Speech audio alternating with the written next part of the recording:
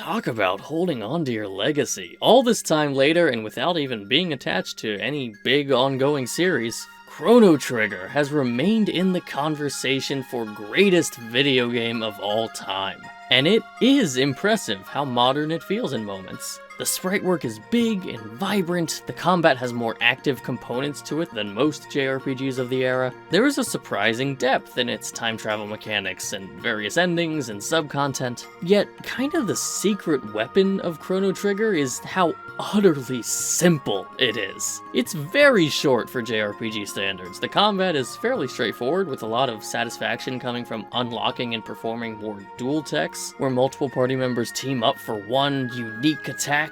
The characters get pretty singular, easy to follow arcs, and the emotions of each situation are pretty easy to track. That is not to downplay the impact Chrono Trigger has, but in a genre so often criticized for having more depth than most players care to deal with, I think Chrono Trigger's ability to keep it in the pocket is a massive reason that it has the acclaim it does. I am heavily endeared to Chrono, Frog, Marl. I listen to this game's soundtrack constantly, and I find its set pieces extremely memorable. Not because they're overly extravagant or thought-provoking, but because they are easy to grasp and recall. Because the emotions I felt were so singular and poignant that they were easy to encode into long-term memory. I don't have to sit down and ponder Chrono Trigger. I can just recall it in a moment and smile. A Squaresoft Super Nintendo RPG with dedicated sprites drawn of characters hugging is, as far as I'm concerned, a historic recipe for success.